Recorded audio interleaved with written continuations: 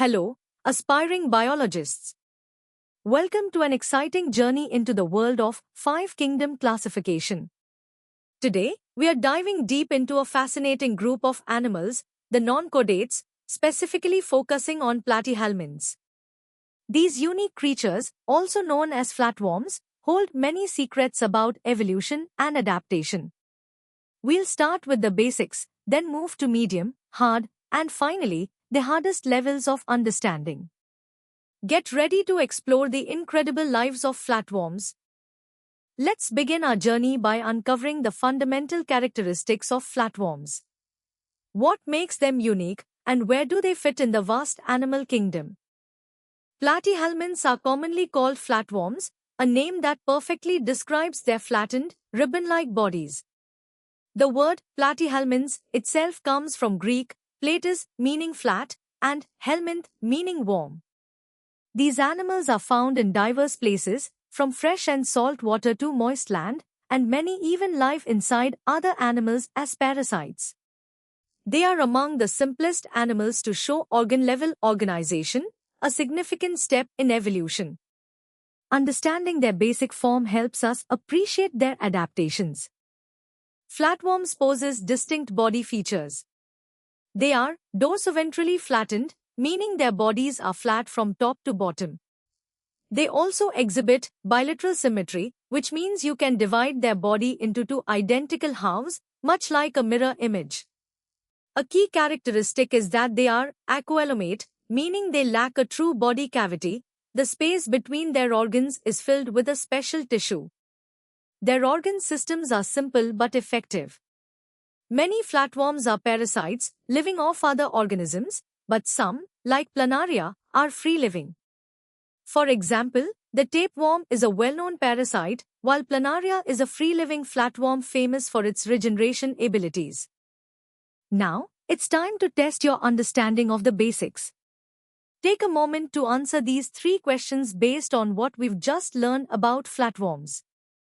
Think about their common name, their unique body features, and some examples of their diverse lifestyles. Ready to delve a little deeper? At the medium level, we'll explore the more detailed characteristics of flatworms, including their internal systems and how they're classified.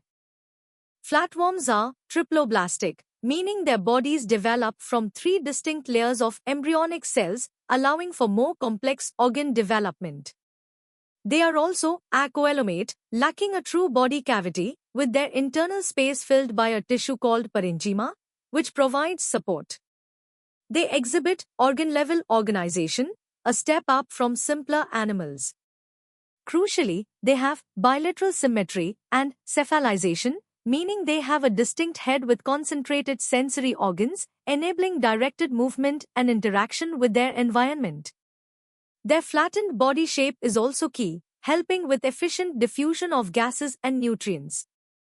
Let's look at their internal workings. Most flatworms have an incomplete digestive system with a single opening for both food intake and waste removal. However, some parasitic forms, like tapeworms, absorb nutrients directly through their body surface, completely lacking a gut. Their excretory system features protonephridia with special flame cells. These ciliate cells beat rhythmically to create a current, driving waste fluids out of the body, essentially acting as a primitive kidney for osmoregulation and excretion. This shows a specialized approach to waste management. The nervous system of flatworms is ladder-like, featuring two simple brain ganglia at the head and longitudinal nerve cords connected by transverse nerves. They are typically hermaphroditic, meaning each individual has both male and female reproductive organs, allowing for efficient reproduction. A remarkable ability, especially in free-living forms like planaria, is regeneration, where they can regrow entire body parts from fragments. Platyhelminths are divided into three main classes: Turbellaria, for free-living types like planaria; Trematoda, for parasitic flukes like the liver fluke; and Cestoda, for parasitic tapeworms like Taenia, each with distinct features and lifestyles. Now that you've grasped the medium-level concepts, let's test your understanding with these 5 questions. Think about their germ layers, the function of specific cells, their nervous system, and how the different classes are distinguished. Ready for a deeper dive? The hard level will challenge you to analyze the evolutionary significance of flatworms, their specialized adaptations, and their impact on human health. Platyhelminths represent a pivotal evolutionary stage. They are the first triploblasts, meaning their three germ layers allowed for the development of more complex internal organs and muscle systems.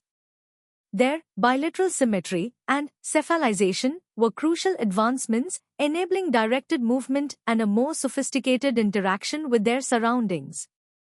The presence of organ-level organization allowed for greater functional specialization.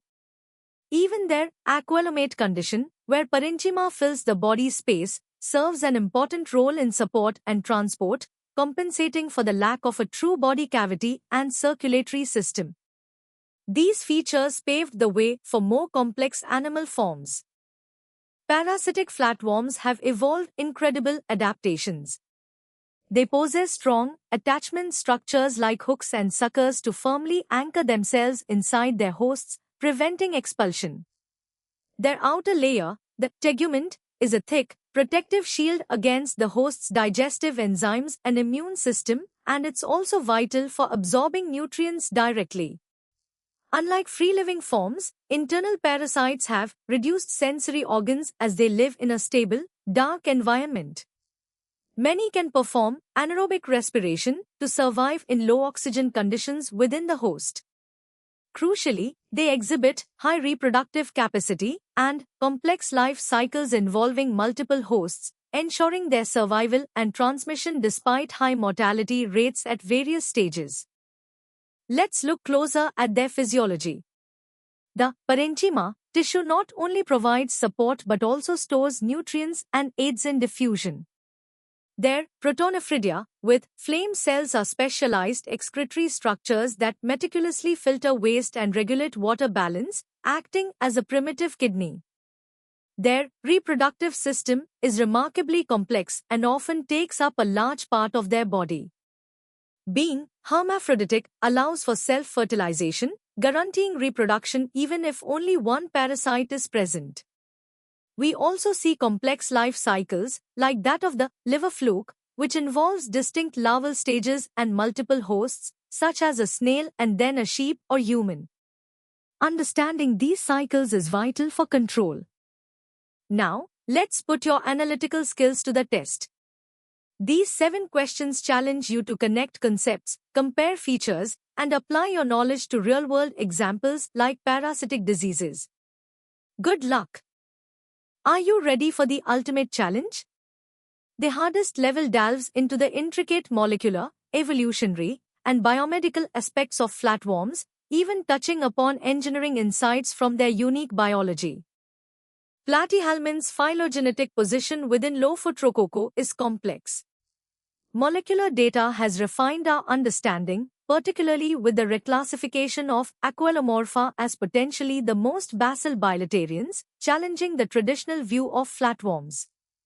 This debate questions whether the aquilomate condition is primitive or a secondary loss. Despite their simple appearance, flatworms exhibit remarkable cellular specialization. Neoblasts in planarians are totipotent stem cells, driving their incredible regeneration. Rhabdites in their epidermis aid in protection and locomotion. In parasites, the tegument is a sophisticated, metabolically active outer layer vital for protection, nutrient absorption, and immune evasion. It's a true biological engineering marvel. Parasitic flatworms are masters of survival. They absorb nutrients directly through their tegument or incomplete gut, efficiently converting host resources. Their immune evasion strategies are complex, involving shading surface molecules, mimicking host antigens, and secreting immunosuppressants to avoid detection. Many larval stages form protective cysts to survive harsh environments and facilitate transmission. Some even subtly manipulate host behavior, increasing their chances of being passed to a definitive host. These adaptations highlight a sophisticated coevolutionary arms race between parasite and host, demonstrating remarkable biological engineering in action. Reproduction in flatworms is highly adapted for success. Hermaphroditism allows for self-fertilization, ensuring reproduction even from a single individual. Their high fecundity, producing millions of eggs, compensates for high mortality rates during their complex life cycles. Many trematodes also employ asexual reproduction, polyembryony, within intermediate hosts, clonally multiplying larval stages to maximize output.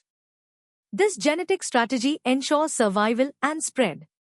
From a biomedical perspective, understanding their unique metabolic pathways helps develop targeted anthelmintic drugs. Diagnosis relies on identifying eggs or larvae, with molecular techniques offering greater sensitivity. Public health strategies, like sanitation and vector control, are crucial to break transmission cycles, emphasizing their significant impact on global health. Planarians are a goldmine for regenerative biology. These turbularians can regrow any lost body part, including a complete head, from a tiny fragment. This is driven by neoblasts, pluripotent adult stem cells distributed throughout their bodies. Research into their molecular mechanisms, involving pathways like WNT and BMP, offers insights into stem cell biology, tissue repair, and even cancer resistance. From an engineering perspective, the robust self-healing and self-organizing capabilities of planarians could inspire novel designs for autonomous repair systems or self-healing materials. Their study bridges fundamental biology with potential future biotechnological and engineering applications, showcasing life's incredible resilience and adaptability. You've journeyed through the most complex aspects of platyhelminths. Now, apply your deep understanding to these first 5 challenging questions. Think critically and connect the advanced concepts we've explored. Continue to challenge yourself with these next 5 questions. They require synthesis of information and a comprehensive understanding of flatworm biology, from their evolutionary history to their biomedical implications and regenerative powers. And that brings us to the end of our incredible exploration into the world of non-chordates, platyhelminths. We've covered everything from their basic flat bodies to their complex parasitic adaptations and astounding regenerative abilities. If you're eager to continue your learning journey and dive deeper into biology and other subjects, visit synapse.omaps.in. Don't forget to subscribe to our channel for more exciting educational content. Keep exploring, keep learning, and stay curious.